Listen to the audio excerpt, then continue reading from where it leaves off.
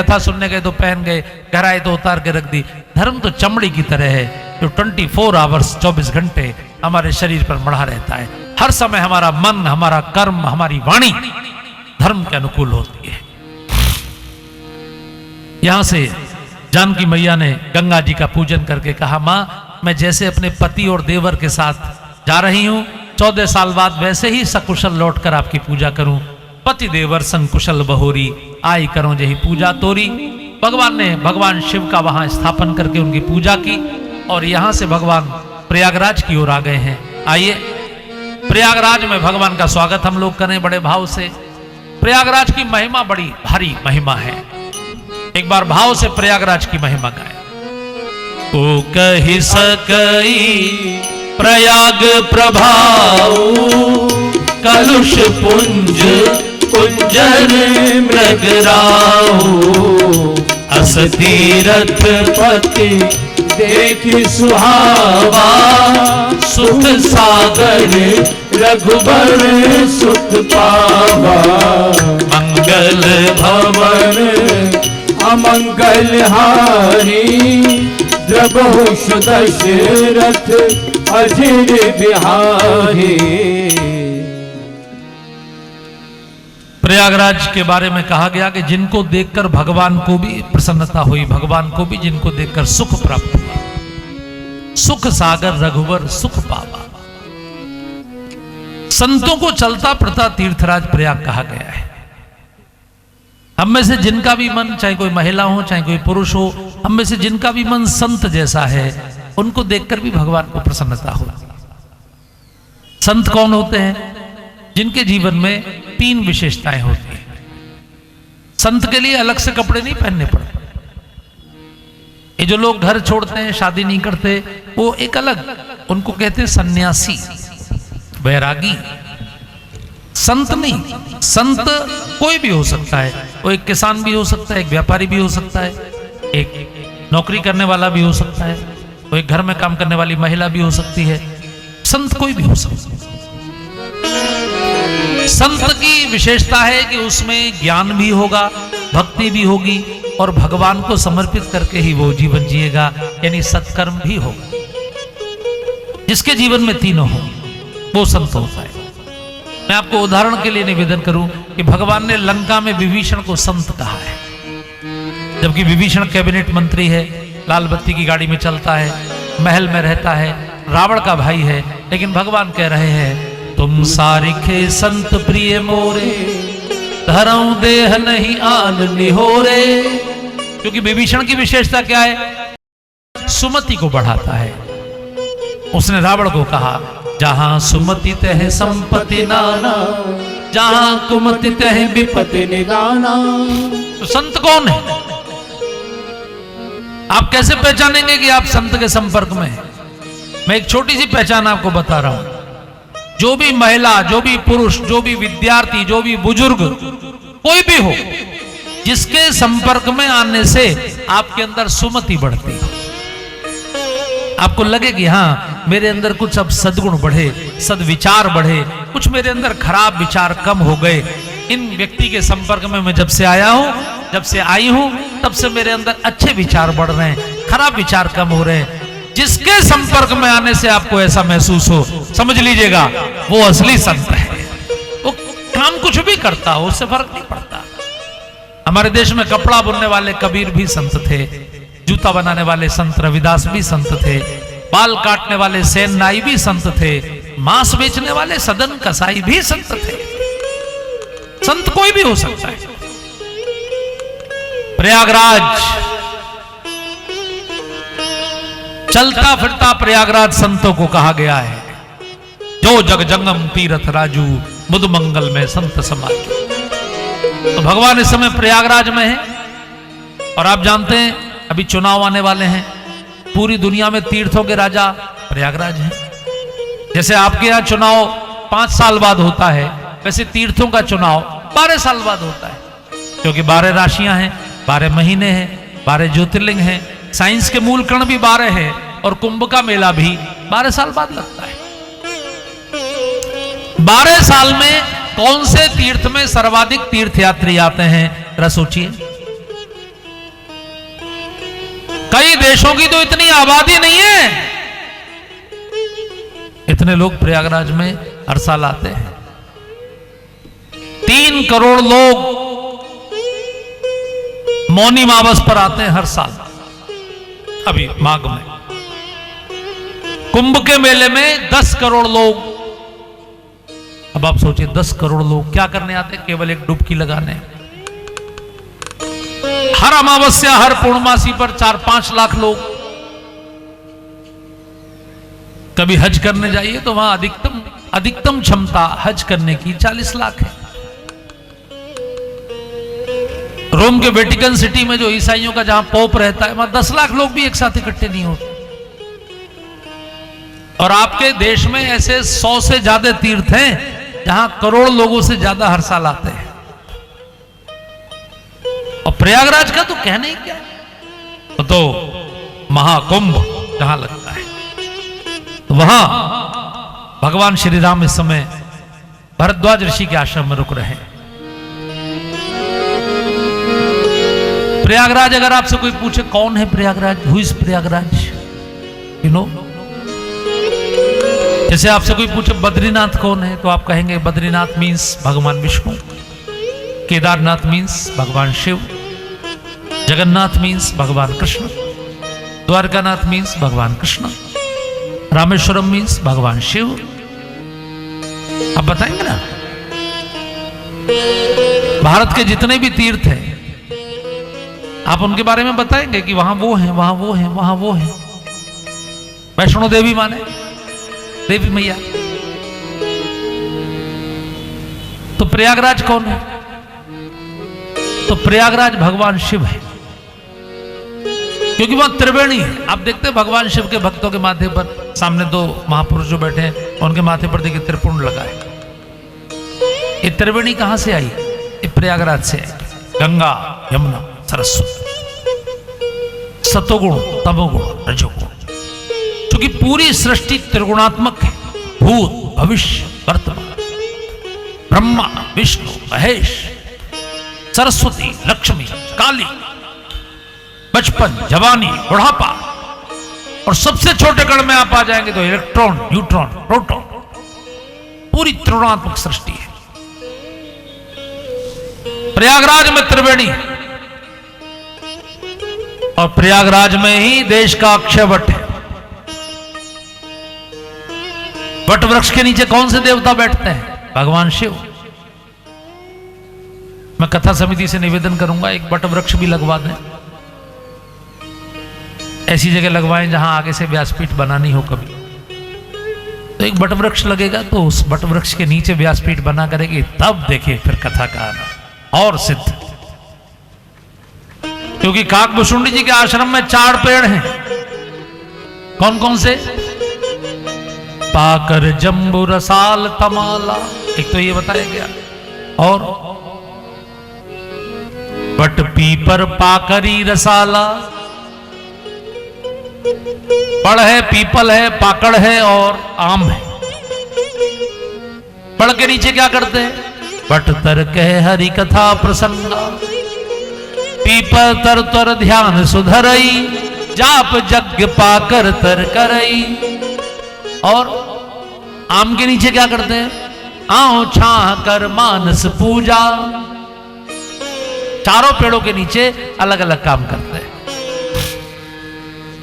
तो ये पीपल का पेड़ जिसके नीचे हम कथा कर रहे हैं, ध्यान लगाने का, इसलिए कथा में ध्यान अच्छा लग रहा है। लेकिन यहां बड़का तो नहीं है शायद, किधर? ये पीछे ही है। अच्छा, आम के बाद नीचे बट भी है। हाँ, बहुत सुंदर, बहुत सुंदर। चलिए, बट वृक्ष भी है और अच्छा लगा। अक्षयवट प्रयाग में मुगलों ने उस अक्षयवट को बार बार काटा, उस पर लोहे के तवे जड़वा दिए, तवों को जला दिया, उसकी जड़ों को जलाने की कोशिश की, लेकिन वो जला नहीं। और फिर आप देखिए, अब तो खोल दिया, योगी जी की कृपा से वो खुल गया, उसका दर्शन आप कर सकते हैं। उसमें पूरे वर्ष में कभी भी पतझड़ नहीं होता, वो हमेशा हरा रहता है। वट वृक्ष के नीचे कौन बैठेंगे? भगवान शिव। इसलिए प्रयागराज का त्रिवेणी संगम भगवान शिव है। और मैं आपको उनका परिचय करा दूं। उनकी पत्नी का नाम है श्रद्धा। प्रयागराज की पत्नी का क्या नाम है? सचिव सत्य श्रद्धा प्रिय नारी, माधव सरिस मीत हितकारी, मंगल भवन अमंगल हारी, सहित जही जपत पुरारी। जिनका सेक्रेटरी सत्य है, क्योंकि शिव से पहले सत्य आता है। सत्यम शिवम सुंदरम। धर्म का प्रतीक सत्य है, धर्म न दूसर सत्य समाना। धर्म का प्रतीक नंदी हमेशा उनके साथ। और श्रद्धा कहा गया मां पार्वती को, भवानी शंकर वंदे श्रद्धा विश्वास रूपिण। और प्रयागराज महाराज की हर हर महादेव। और उनके प्रयागराज के सबसे अच्छे मित्र कौन है? Who is the best friend of Prayagraj? Madhav. Madhav कहते हैं भगवान विष्णु को। इसलिए प्रयागराज में 12 माधव के मंदिर हैं। 12 वेणी माधव, चक्र माधव, गदा माधव, पद्म माधव, ऐसे हैं ना सब, आदि माधव। 12 मंदिर हैं भगवान माधव। मैं निवेदन करूंगा कि 12 ज्योतिर्लिंगों के दर्शन का जो फल है होता है, वो अकेले प्रयागराज के दर्शन का फल होता है। माधव उनके मित्र हैं। इसलिए माधव ने स्वयं कहा नारद जी को, भगवान नारायण ने स्वयं कहा, को नहीं शिव समान प्रिय मोरे, को नहीं शिव समान प्रिय मोरे।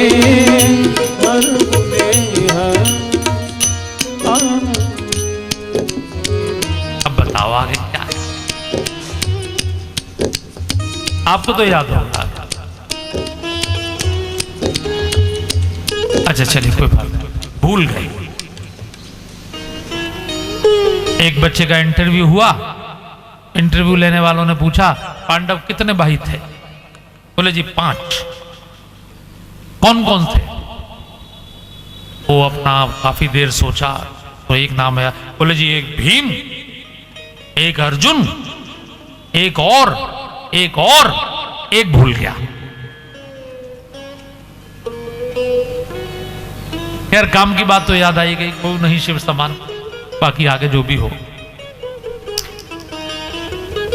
तो भगवान प्रयागराज में भरद्वाज ऋषि के आश्रम में रुके हैं। और सवेरे स्नान करके जब आगे बढ़े तो उन्होंने भरद्वाज ऋषि से पूछा, कहु नाथ हम कहीं मग जाएं। हे नाथ, हम कौन से मार्ग पर जाएं? यहां मैं एक छोटी सी बात आप सबसे निवेदन करूंगा, ध्यान से सुनिए।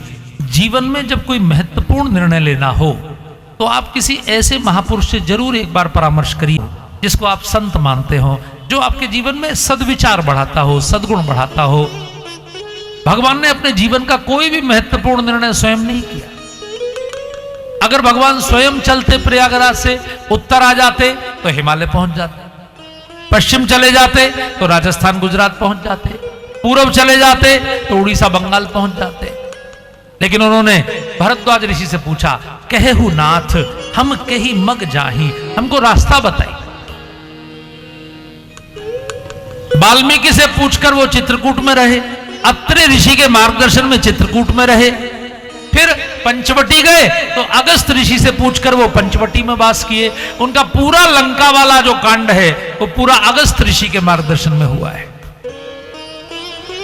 भगवान कह रहे हैं, भैया साधु ते हो ही ना कारज हानि, संत से आपको नुकसान नहीं होगा। अगर आप सलाह लेंगे तो आपका फायदा ही होगा। इसलिए भरद्वाज ऋषि से पूछ रहे हैं, मैं कौन से मार्ग पर जाऊं? भरद्वाज ऋषि ने कहा, प्रभु 14 वर्ष आपको साधना करनी है ना, साधना के मार्ग तो बहुत सारे हैं, लेकिन आप 4 लेन पे जाइए। क्योंकि पगडंडी तो बारिश में ढक जाती है, घास हो जाती है, पगडंडियों पे मत जाइए। जितने पंथ हैं वो सब पगडंडियां हैं, और जो धर्म है वैदिक सनातन धर्म, वो साक्षात 4 लेन का हाईवे है। ध्यान रखिए, आप किसी भी तरीके से भगवान को मानिए, भगवान आपको मिलेंगे किसी भी तरीके से। जाकी रही भावना जैसी, प्रभु मूर्ति देखी बिन तैसी, मंगल भवन अमंगल हारी, प्रभु सुदशरथ अजिर बिहारी। जैसी आपकी भावना होगी वैसा दर्शन होगा। लेकिन जिस मार्ग पर सारे महापुरुष गए हैं, हमारे सारे सप्तऋषि गए हैं, हमारा ध्रुव तारा, हमारा अगस्त का तारा, हमारा प्रहलाद गया है, जिस मार्ग पर आज तक सारे महापुरुष जाते आए हैं, उसी मार्ग को फॉलो करिए ना। वो वैदिक सनातन मार्ग है, चारों वेदों का मार्ग। नहीं तो अभी बहुत सारे पंथ पैदा हो गए हैं, कोई धन सदगुरु है, कोई निरंकारी है, कोई राधा स्वामी है, कोई ये समाज, कोई वो समाज, तमाम तरह की चीजें खड़ी हो। वो सब पगडंडियां हैं, बनते हैं मिटते हैं, बनते हैं। जब से सृष्टि चल रही है तब से बन रहे हैं मिट रहे हैं। कितने बने कितने मिट गए। देखिए ना, ईसाइयत 2000 साल पुरानी है, इस्लाम 1400 साल पुराना है, कोई 2500 साल पुराना है। और आप कितने पुराने हैं? यू नो, कोई बता सकता है सनातन धर्म की एज? जब से सृष्टि बनी तब से। अभी ये वाली जो सृष्टि है 197 करोड़ वर्ष हो गए इसको चलते हुए, तब से है। बाकी पंथ वाले क्या कहेंगे? वो कहेंगे हमारे गुरुजी की फोटो लगाओ बस। ना रामायण पढ़ो, ना महाभारत पढ़ो, ना गीता पढ़ो, ना शास्त्र पढ़ो, केवल हमारे गुरुजी की किताब पढ़ो। गुरुजी की फोटो लगाओ, ना राम की लगाओ, ना कृष्ण की लगाओ, ना शिव जी की लगाओ, ना किसी की। हम तो आपसे नहीं कह रहे, हम आपसे कह रहे दुनिया में सबकी फोटो लगाओ, मत लगाओ। किताब पढ़ो, रामायण पढ़ सकते हो, बहुत अच्छी बात है, नहीं पढ़ो कुछ और पढ़ो, जहां से अच्छा मिले वहां से लो। सनातन धर्म वाला कभी किसी का विरोध नहीं करेगा। वो कहेगा जहां से गुण मिले वहां से लो। लेकिन बाकी लोग विरोध करेंगे। वो आपके घर से रामायण निकलवा देंगे, अपनी रखवा देंगे। ऐसे लोगों को थोड़ा सा गहराई से सोचिए, गहराई से। इसलिए भरद्वाज ऋषि ने अपने 4 शिष्यों को साथ में भेजा, ये मार्ग दिखाएंगे। वो 4 शिष्य कौन है? 4 वेदों के रूप में। यहां से भगवान वाल्मीकि ऋषि के आश्रम में आए हैं। वाल्मीकि ऋषि को बहुत आनंद हो रहा है। वाल्मीकि मन आनंद भारी, मंगल मूर्ति नयन निहारी, मंगल भवन अमंगल हारी, प्रभु दशरथ अधीर बिहारी। जरा वाल्मीकि जी को सब प्रणाम कर लीजिए। जिन्होंने राम को सर्वाधिक गाया है वो वाल्मीकि ही कलयुग में तुलसी के रूप में अवतरित हुए हैं। तुलसीदास जी वाल्मीकि जी का पुनर्जन्म है, भविष्य पुराण में लिखा है। इसलिए भगवान श्री राम एक बहुत सुंदर चौपाई वाल्मीकि जी की महिमा की गा रहे हैं। तुम त्रिकाल दर्शी मुनिनाथा, विश्व त्रिकाल दर्शी मुनिनाथा, विश्व बदर जिमे तुम्हारे हाथा, विश्व बदर जिम तुम्हारे हाथा।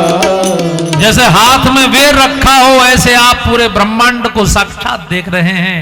तुम त्रिकाल दर्शी मुनिनाथा, भूत वर्तमान भविष्य आप सब देख लेते हैं प्रभु। भगवान वाल्मीकि जी को प्रणाम कर रहे हैं। वाल्मीकि जी का आश्रम कैसा है?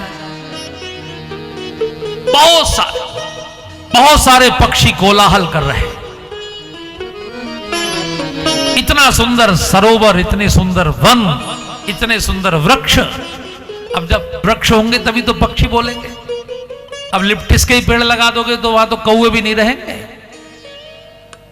पक्षी की तो बात छोड़िए, अच्छे वृक्ष लगाएंगे तो पक्षी रहेंगे। कई लोग शिकायत करते हैं बंदर फल खा जाते हैं, पक्षी फल खा जाते हैं, क्या करें फल लगा के, पेड़ लगा के। अरे भाई पक्षियों के लिए लगा दीजिए।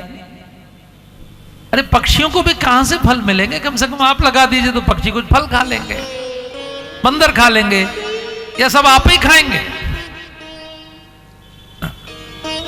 अब मुझे ये पेड़ दिखाई पड़ते हैं ना, तो मुझे लगता है बुजुर्ग लोग कितने समझदार थे, उन्होंने कितने सुंदर सुंदर पेड़ लगाए।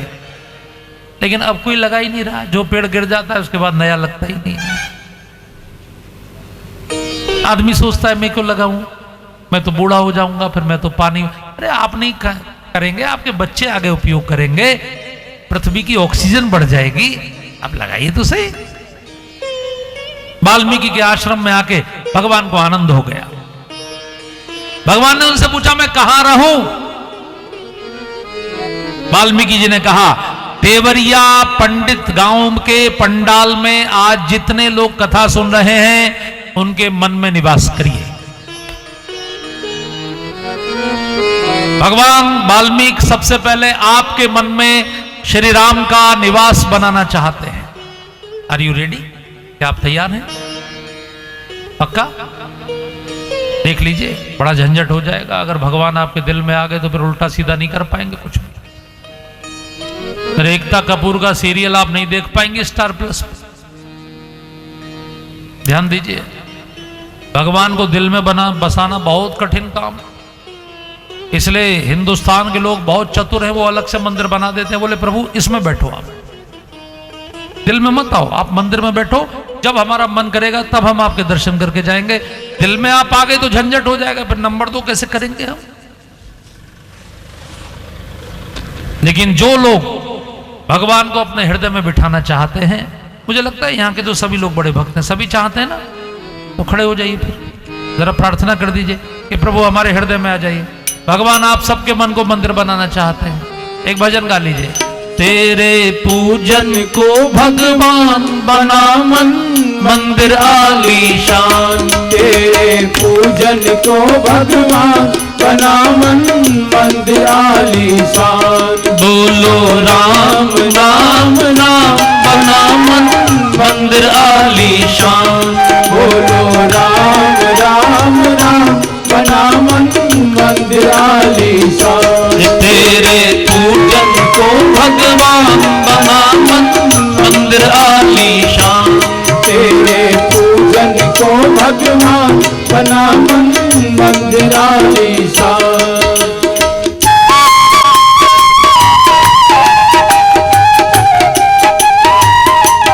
किसने जानी तेरी माया, किसने भेद तुम्हारा पाया।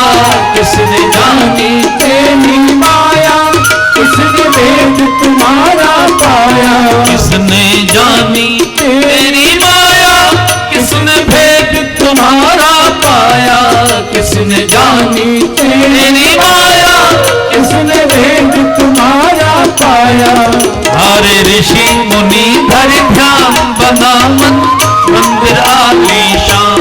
हरे ऋषि मुनि धर ध्यान बना मन मंदिर आलीशान। तेरे पूजन को भगवान बना मन मंदिर आलीशान। तेरे पूजन को भगवान बना मन मंदिर आलीशान। अभी आधे लोग नहीं गा रहे हैं, क्या वो नहीं बनाना चाह रहे हैं?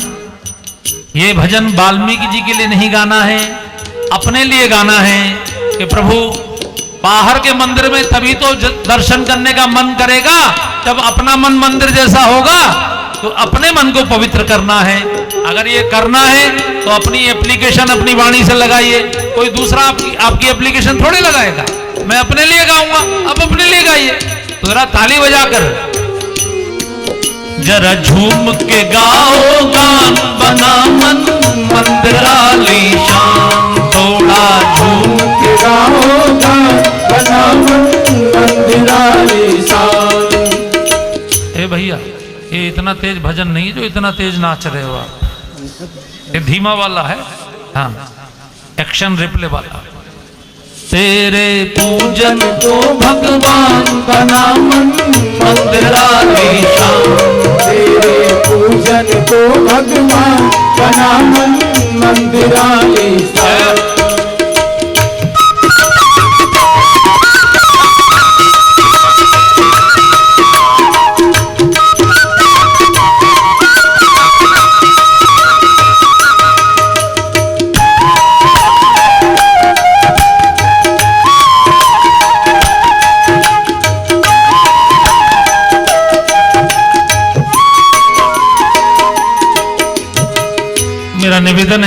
जितने पुरुष बंधु खड़े हैं कि उनके आगे जो खाली जगह पड़ी है कृपया आगे सरकते जाएं थोड़े थोड़े, और पीछे वाले बंधु आगे आ जाएं, काफी खाली जगह पड़ी है। बिठाए तूने राजा रंग बनाए, तूने भिक्षुक राज बिठाए, चाय वाले पीएम बनाए और युवराज पप्पू बनाए, चाय वाले पीएम बनाए और राज पप्पू बनाए। तेरी लीला बड़ी महान बना मंदिर आलीशान, तेरी लीला बड़ी महान बना मंदिर आलीशान। योगी कर रहे गुणगान बना मंदिर आलीशान, योगी कर रहे गुणगान बना मंदिर आलीशान। तेरे पूजन को भगवान बना मंदिर आलीशान, तेरे पूजन को भगवान बना मंदिर आलीशान। हो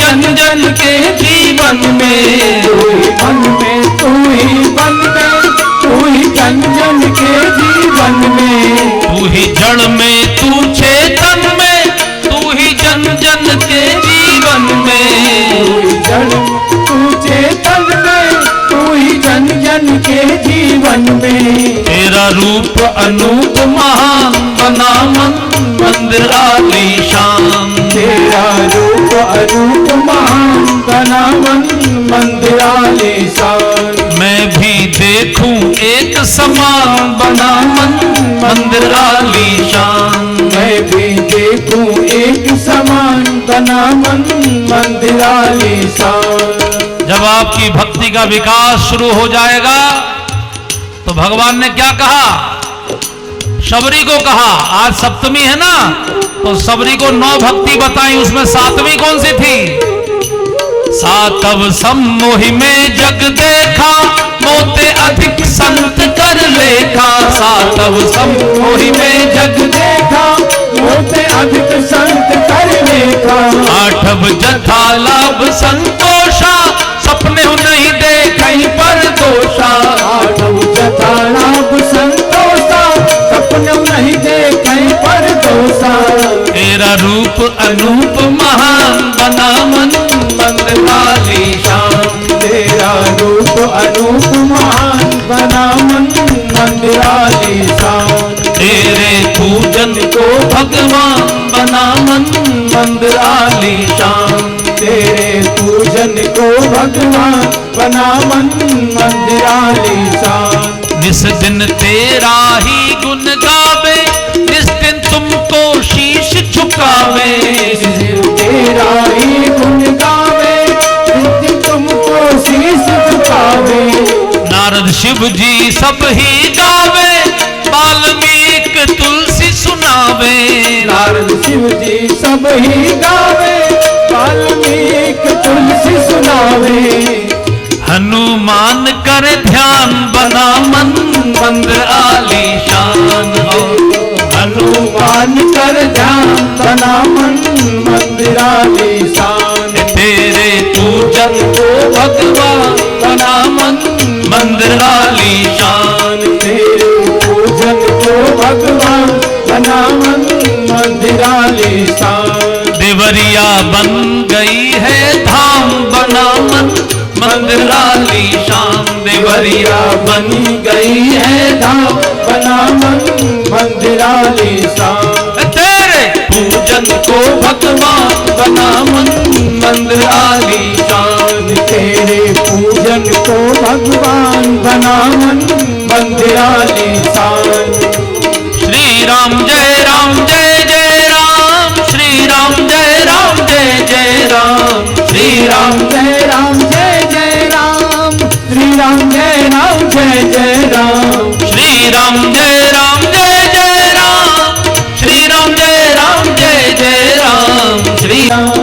करे सदा गुणगान, बना मन मंदिर आलीशान। वाणी करे सदा गुणगान, बना मन मंदिर आलीशान। जिभा पे रहे सदा ये नाम, बना मन मंदिर आलीशान। जिभा पे रहे सदा ये नाम, बना मन मंदिर आलीशान। ये सबके हृदय विराजो राम, बना मन मंदिर आलीशान। सबके हृदय विराजो नाम, बना मन मंदिर आलीशान।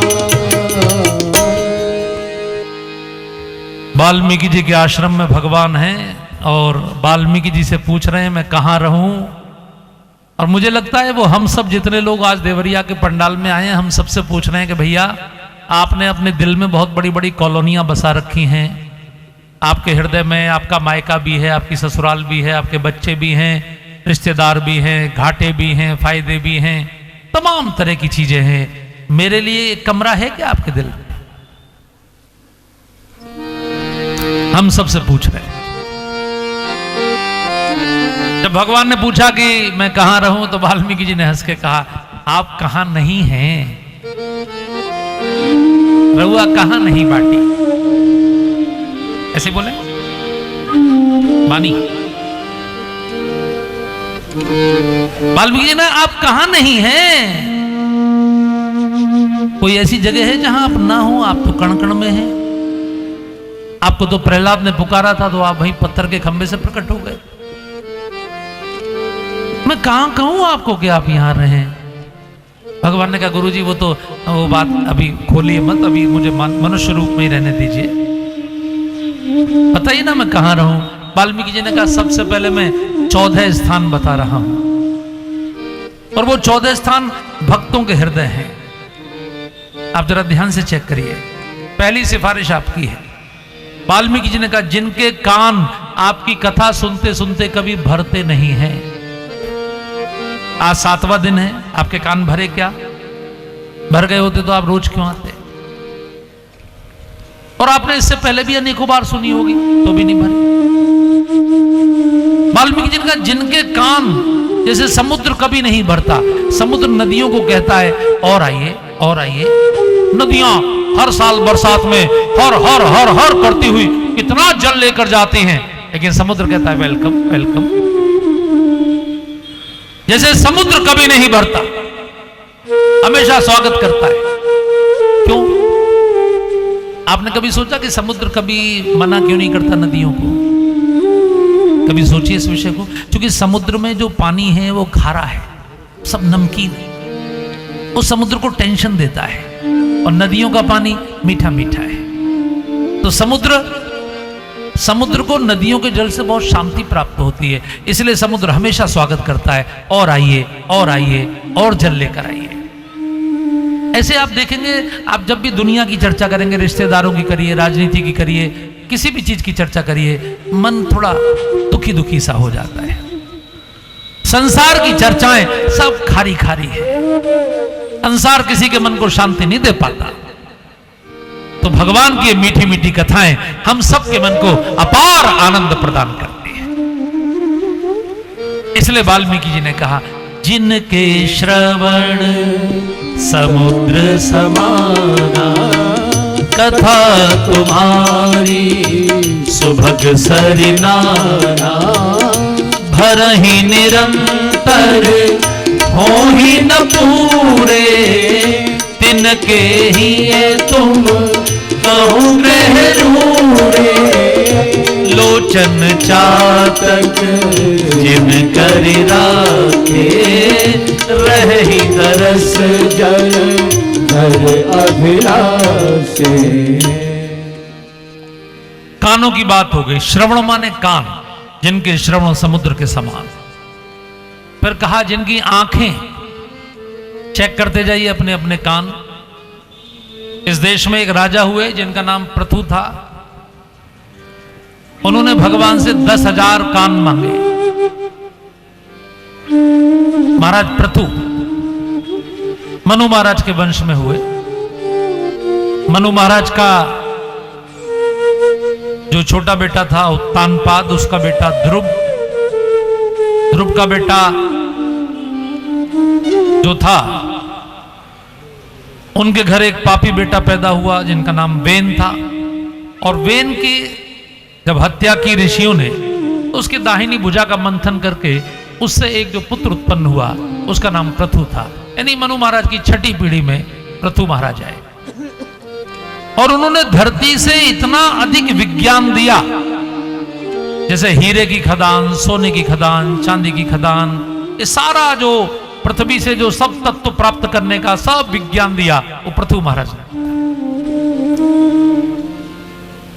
जीवन भर उनको कथा सुनने का अवसर नहीं मिला, भक्ति का अवसर नहीं मिला, जीवन भर समाज कल्याण में लगे रहे।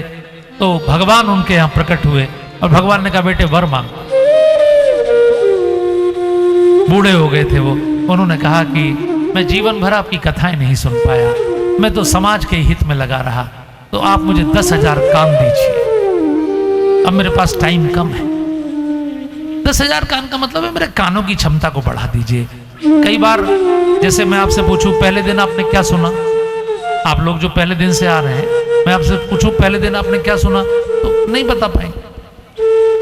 हम सुन तो रहे हैं लेकिन अंदर हमारे रुख कितना रहा है उस पर निर्भर करता है ना। तो कानों की क्षमता को 10,000 गुना बढ़ाने का अंतर है कि परमानेंट मेरे अंदर आपकी सब कथाएं, स्मृति एकदम परमानेंट हो। भगवान इतने प्रसन्न हुए कि उन्होंने कहा आज से इस धरती का नाम तेरे नाम पर होगा बेटे, पृथ्वी। पृथु के नाम पर पृथ्वी होगी, ये पृथ्वी पृथु के नाम पर है। ऐसे जिनके कान है अपने अपने कान चेक करते चलें, हम कैसा सुनते हैं। देखिए इस देश में एक भूत हुआ, भूत माने प्रेत। एक ऐसा प्रेत हुआ जिसने 7 दिन भागवत की कथा सुनी।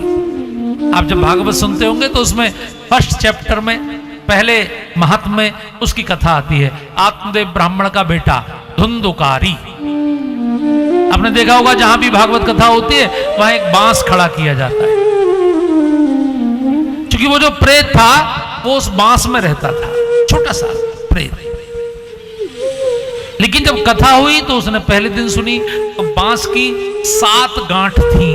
पहले दिन पहली गांठ फट गई, ऐसे प्रतिदिन एक एक गांठ फटती गई। और 7वें दिन जब 7वीं गांठ फटी तो वो जो प्रेत था वो चतुर्भुज रूप धारण करके एकदम सोने का मुकुट पहनकर, पीतांबर पहनकर सुंदर रूप में व्यासपीठ के सामने प्रकट हो गया। और उसको लेने के लिए पंडाल के दरवाजे के बाहर एक हेलीकॉप्टर उतरा जो बैकुंठ से आया था। उस हेलीकॉप्टर का जो पायलट था वो भी चतुर्भुज रूप में था, पीतांबर पहने हुए था, मुकुट लगाए हुए था, एक जैसा वेश था इस पायलट का भी इसका भी। तो गोकर्ण जी व्यासपीठ पर थे, गोकर्ण जी भी आत्मदेव जी के पुत्र थे। उन्होंने पूछा भैया आप हेलीकॉप्टर लेकर क्यों आए हैं? क्योंकि उस दिन 7वां दिन था, आप जानते हैं कथा के अंतिम दिन भीड़ बहुत होती है। पहले दिन से देख रहे ना, अब यहाँ पहले दिन माताओं की संख्या मुश्किल से 10 थी, पुरुषों की संख्या 30-40 थी। तो प्रतिदिन कथा में ऐसा होता है कि भीड़ प्रतिदिन बढ़ती जाती है। पिक्चर में उल्टा होता है, जब नई पिक्चर रिलीज होती है तो पहले दिन हाउसफुल होता है, फिर घटती जाती है, और अंत में जब कोई देखने नहीं जाता तो वो पिक्चर पता नहीं कब भाग जाती है, फिर नई आ जाती है। लेकिन भगवान की कथा में उल्टा होता है, वो शून्य से शिखर की ओर जाती है, वो शिखर से शून्य की ओर आती है। तो गोकर्ण जी ने पूछा भाई साहब आप हेलीकॉप्टर लेकर क्यों आए? बोले इन वाले भाई साहब को लेने आया हूं जो चतुर्भुज रूप में प्रकट हो गए हैं, इनको लेने क्यों आए हैं? उसने कहा, पायलट ने, क्योंकि इन्होंने कथा सुनी है 7 दिन। गोकर्ण जी ने कहा कथा में तो हजारों लोग बैठे हैं पंडाल में, ये हजारों लोगों को आप लेकर क्यों नहीं जा रहे? तो पायलट ने मुस्कुरा के कहा आप पूछ के देख लीजिए क्या कोई जाने को तैयार है? तो एक बहुत बूढ़े बाबा जी कथा में आए हुए थे। लोगों ने कहा बाबा जी सशरीर बैकुंठ जाने का अवसर मिल रहा है, चूकिए मत, हेलीकॉप्टर तैयार है, चले जाइए। बाबा जी ने कहा मैं नहीं जाऊंगा। लोगों ने पूछा क्यों नहीं जाओगे? बोले ब्याज पे जो पैसे उठाए हुए हैं वो कौन वसूलेगा? जो पैसे उठा रखे हैं मैंने ब्याज पे, उनकी वसूली कौन करेगा? बाबा जी नहीं गए। फिर एक बहुत बूढ़ी अम्मा जी बैठी थी। अम्मा जी से लोगों ने कहा अम्मा आप चली जाओ। अम्मा बोली हम नहीं जात। क्यों नहीं जात? बोले बहू को खुशखबरी होने वाली है, मैं सोने की सीढ़ी चढ़ूंगी। जब प्रपौत्र होता है तो दादी जो परदादी होती है वो सोने की सीढ़ी चढ़ती है। तो ना अम्मा गई ना बाबा गए। फिर गोकर्ण जी ने पूछा आप इनको लेकर क्यों जा रहे हैं, इन्होंने ऐसी कैसी कथा सुनी है? तब उस पायलट ने कहा देखिए पंडाल में बहुत लोग आते हैं, कथा सब सुनते हैं, लेकिन 3 घंटे कथा सुन के घर जाके फिर दूसरी चर्चाएं करते हैं। लेकिन ये जो प्रेत था ये 3 घंटे जब कथा सुनता था तो 21 घंटे रोता था। ये बहुत रोया है क्योंकि इसको लगता था कि मेरा छोटा भाई व्यासपीठ पर कथा सुना रहा है, हम दोनों एक ही पिता के पुत्र हैं। मैं बिगड़ गया, मैं पाप में चला गया, मुझे प्रेत बनना पड़ा, इतनी भयंकर योनि मुझे भोगनी पड़ी। मेरा भाई कितना बड़ा विद्वान हो गया। तो ये अपने एक एक कर्म को याद करके गिलानी करके बहुत रोता था। और रोते रोते 7 दिन में इसका मन बिल्कुल पवित्र हो गया, धुल गया।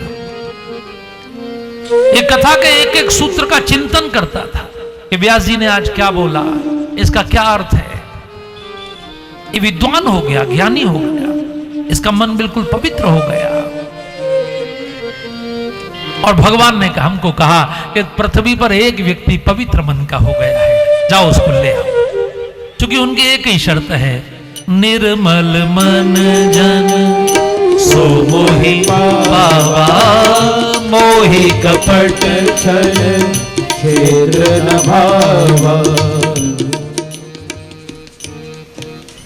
यही ब्रज की गोपियों ने कथा के बारे में कहा, हे कृष्ण जो आपकी कथा सुनता है, कथा के अमृत की विशेषता है कि वो मन की गंदगी को साफ कर देता है। तब कथा अमृतम तप्त जीवनम कभी भिरीडितम कल्मशापहम। कल्मशापहम का मतलब है कीचड़ को निकाल के बाहर कर देता है मन से, मन को बिल्कुल निर्मल कर देता है। ये कथा के अमृत की विशेषता है। श्रवण मंगलम श्रीमदागतम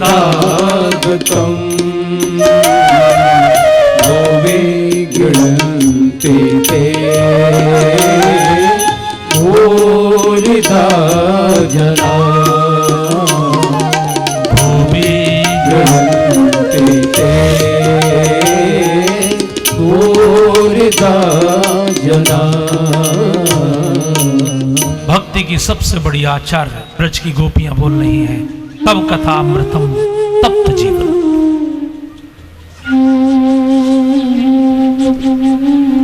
तो ऐसे जिनके कान हैं, देखिए सुन तो आप सब लोग भी रहे हैं, सुन वो प्रेत भी रहा था। मैं एक जगह चाय पीने गया, जैसे कथा के बाद हम कई, जैसे उस दिन पांडे जी के यहाँ चाय पीने चले गए, ऐसे एक जगह मैं चाय पीने गया। एक सज्जन ने कहा आपका चाय का निमंत्रण है। मैंने कहा ठीक है बेटा, हमको तो भिक्षा ही मांग के खाना होता है। तो वहां जो चाय आई, अब आजकल सब तरह के लोग हैं, कोई फीकी पीता है, कोई मीठी पीता है, तो वो चाय आई मेरे सामने तो उसमें चीनी नहीं थी। हमको तो मीठे का शौक है, आप देख रहे हैं ना, इसीलिए तो इतने मोटे हैं। तो मैंने उनसे, घर की जो लक्ष्मी थी, जो बहन थी जिन्होंने चाय बनाई, मैंने उनसे कहा बहन जी आपने चीनी नहीं डाली इसमें। और डाली है महाराज जी, मैंने तो चीनी डाली है। उन्होंने कहा, तो मैंने कहा फिर ये फीकी क्यों है? उस बहन ने कहा आपने चाय को चलाया नहीं होगा चम्मच से, चीनी तो डाली है लेकिन आपने चम्मच से उसको चलाया नहीं होगा। जब तक आप चम्मच से उसे चलाएंगे नहीं तब तक वो मिठास घुलेगी नहीं। तो उसकी बात ने, उस बहन की बात ने मेरे दिमाग में बड़ा असर किया। मुझे लगा कि कोई कितनी भी अच्छी कथा, कोई कितना भी अच्छा प्रवचन हमारे कानों में डाल दे, लेकिन जब तक हम उसको चलाएंगे नहीं खोपड़ी के अंदर, तब तक मिठास कैसे आएगी, तब तक उसका आनंद कैसे आएगा। उसका असर तो तब होगा जब हम उसको धारणा करेंगे, चिंतन करेंगे। इसलिए कहा राम ही सुमेरी गाई राम ही, राम ही सुमेरी गाई राम ही। संतत भजिए राम गुण ग्राम ही, संतत भजिए राम गुण गावही। एहि कल काल ना साधन दूजा, योग यज्ञ जप तप व्रत पूजा, राम ही सुमेरिए गाइए राम ही संतत भजिए राम गुण गावही। संतत भजिए का अर्थ है लगातार उसका चिंतन करना। श्रोतव्यम कीर्तितव्यम स्मृतव्यम, सुनना भी गाना भी और अंदर उसका चिंतन भी करना। जैसे गोपियां रोज नया माखन निकाल के कन्हैया को खिलाती है, ऐसी कथावाचक को भी करना चाहिए कि वो शास्त्र को रोज रोज नया चिंतन करे, वो नया माखन निकाले। भक्त को भी ये करना चाहिए कि भगवान की पूजा में वो रोज उन्हीं स्तुतियों को ना गाए, कुछ अपने मन की भी रोज नए नए भाव भगवान को अर्पण करे, तो कित प्रसन्न होते हैं नए भाव। वाल्मीकि जी ने कहा जिनके नेत्र आपके दर्शन को व्याकुल रहते हो, उनके हृदय में आप रहेंगे तो आपको बहुत आनंद आएगा, क्योंकि वहां कूलर लगे हैं, एसी लगे हैं। वाल्मीकि जी ने कहा अच्छा, भगवान ने कहा अच्छा, तिनके हृदय सदन सुखदायक, बसहु बंधु सिय सह रघुनायक, कूलर कैसे लग गए? वाल्मीकि जी ने कहा ऐसे जो भक्त है ना आपके, उनकी आंखों से आंसू बहुत बहते हैं प्रभु, इसलिए उनकी ठंडी ठंडी हवा एसी का काम करती है, आपको बहुत आनंद आएगा। जिनके नेत्र आपको देखने को व्याकुल हैं, आप अपनी अपनी आंखों से पूछिए। हमारी आंख पूरी दुनिया देखती है, अब तो इतनी चीजें देखने को कि देख ही नहीं पाते। सबके मोबाइल में रोजाना व्हाट्सएप पर हजारों मैसेज आ, फेसबुक देखते रहोगे तो पूरा दिन बीत जाएगा। कितना देखोगे, कितना देखोगे? आंखें 17.5 लाख फोटो रोज खींच रहे, कितना देखोगे? इसलिए जीवन का परम लक्ष्य है कि जिसने इतने दृश्यों को बनाया वो कैसा होगा, एक बार उसको देखना। हमारे ब्रज के एक बहुत बड़े संत थे, बड़े पवित्र मन के, बड़ी श्रद्धा है उनके प्रति ब्रज में। अभी अभी उनका स्वर्गवास हुआ 40-50 साल पहले। वो कहा करते थे भैया निश्चय कर लो, जैसे ब्रज भाषा में बोलते थे। उनके पत्र मैंने पढ़े हैं लिखे हुए, भैया निश्चय कर लो, याई जन्म में याई शरीर ते अपने प्राण धन को प्राप्त करना है, इसी जन्म में इसी शरीर से। अगला तो और खराब होगा, क्योंकि अभी आरओ लग गए, अभी पानी इतना प्रदूषित हो गया, वायु इतनी प्रदूषित हो गई, अगले जन्म तक तो और ज्यादा झंझट हो जाएगा। इसलिए जितनी जल्दी प्रयास कर लो। ऐसे जिनके नेत्र हैं, ऐसे नेत्र किनके हैं? ऐसे नेत्र मीरा के हैं, ऐसे नेत्र चैतन्य महाप्रभु के हैं। जिन भक्तों के ऐसे नेत्र हैं वो संसार में अमर है। मीरा 15 साल वृंदावन में रही है। चित्तौड़ से आने के बाद जब उनको वहां मारने का प्रयास किया गया, जहर दिया गया, उनके लिए नाग भेज दिया गया, तो वो चित्तौड़ छोड़ के वृंदावन आ गई। 15 साल वो जिस घर में रही है वो घर है अभी भी, तो 500 साल पुरानी पत्थर का वो घर अभी भी है, निधिवन के पास है। आप 15 मिनट उसमें बैठे, केवल 15 मिनट। आप 15 मिनट उसमें बैठेंगे तो आपकी आंखों से अपने आप झरझर झरझर आंसू शुरू हो जाए, क्योंकि मीरा उसमें 15 साल 24 घंटे लगातार रोई है, बहुत रोई है। मीरा आंसुओं की झील है। मीरा ने भगवान को अपना पति माना था।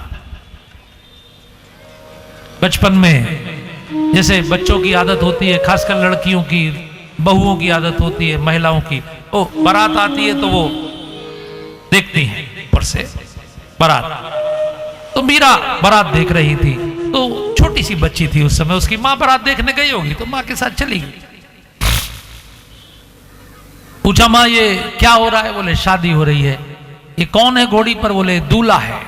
किसका दूल्हा है? बोले वो पड़ोस की बिटिया है ना, उसकी शादी हो रही है, ये उसका दूल्हा है। तो मीरा ने पूछा मेरा दूल्हा कौन है?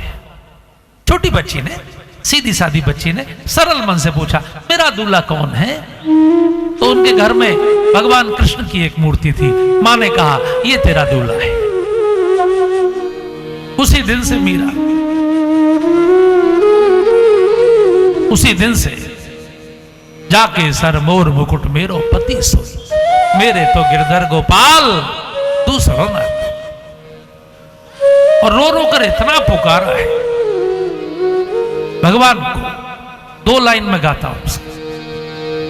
पश्चिम के शब्द हैं, राजस्थानी भाषा के, लेकिन आपको अच्छे लगेंगे, आप गाएंगे। मारे घरे पधारो प्रिय, तुम मेनु सब जग खारा रे। हमारे घरे पधारो प्रीतम, तुम बिनु सब जग खारा रे। देखिए, मैंने पहले ही कहा कि आपकी कथा समिति ने ये कथा केवल इसलिए नहीं रखी कि आपको केवल कथा सुनवानी, वो तो आप घर पर भी पढ़ लेते रामायण में। आप जो यहाँ 3 घंटे का समय अपना दे रहे हैं, इसलिए रखी है कि आपका हृदय चित्रकूट बन जाए, क्योंकि अभी भगवान चित्रकूट बैठने वाले हैं।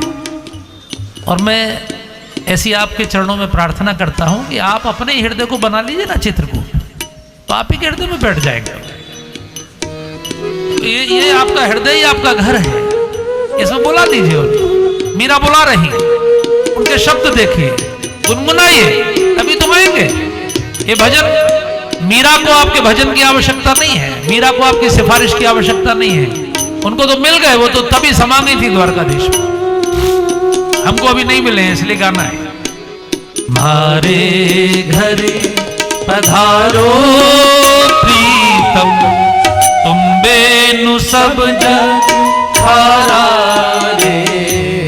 हमारे घरे पधारो प्रीतम, तुम बिनु सब जग खारा रे।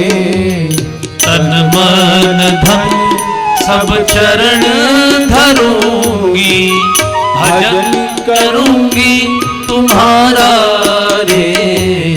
तन मन धन सब चरण धरूंगी, भजन करूंगी तुम्हारा रे। तुम बेनु सब जग खारा रे। तुम बेनु सब जग खारा रे।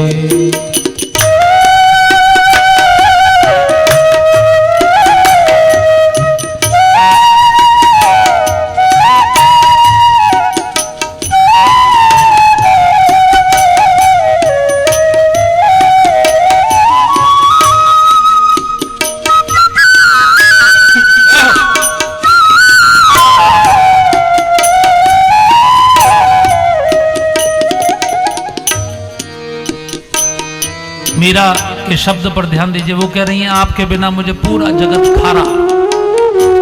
खारा मानो मुझे किसी भी चीज में अब रस नहीं है। मेरी आंखों को संसार में किसी का रूप अच्छा नहीं लगता, मेरे कानों को संसार में किसी की वाणी अच्छी नहीं लगती, मेरी जीभ को अब कोई स्वाद अच्छा नहीं लगता।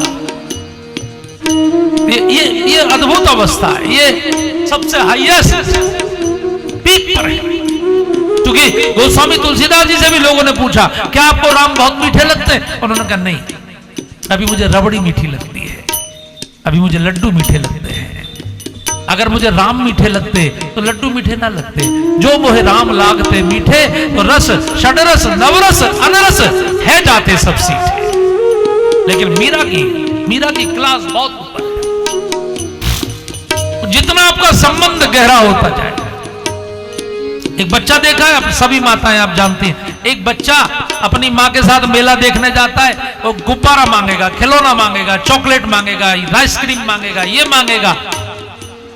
लेकिन अगर माँ की उंगली से वो बच्चा छूट जाए और भीड़ के रेले में बच्चा बिछुड़ जाए और खो जाए, फिर वो कुछ नहीं मांगता, फिर वो केवल माँ को मांगता है। वो माँ ही माँ चिल्लाता है। उसको लोग खोया पाया कैंप में पुलिस वालों के यहाँ देते हैं। पुलिस वाले भी चूंकि बड़े दयालु उसमें रहते हैं, उसमें बच्चे को खिलौना टॉफी देने की कोशिश करते हैं, बेटा चुप जा, वो चुपता नहीं है, वो कहता है मां चाहिए। जिसको उसकी याद आ जाती है, जिसको असली माँ बाप याद आ जाते हैं, उसको फिर संसार के खिलौनों में मन नहीं लगता। इसलिए मीरा बोल रही है, मारे घर पधारो प्रीतम, तुम बिनु सब जग हारा रे। तन मन धन सब चरण धरूंगी, भजन करूंगी तुम्हारा रे। तुम बिनु सब जग हारा रे, तुम बिनु सब जग हारा रे। रास रचो वंशी बंड यमुना, ताबीन कीन्हो बोल रे। राशि रचो बंसी बाट यमुना, तादीन कीनो बोल रे। पूरब जन्म की मैं हूँ गोपिका, अध बीच खा गई झोल रे। पूरब जन्म की मैं हूँ गोपिका, अध बीच खा गई झोल रे। अध बीच खा गई झोल रे। मारे घर पधारो प्रीतम, तुम बिनु सब जग हारा रे। मारे घर पधारो प्रीतम, तुम बिनु सब जग हारा रे। तुम बिनु सब जग हारा रे, तुम बिनु सब जग हारा रे। ध्यान दीजिए, मीरा को अपना पूर्व जन्म याद आ रहा है।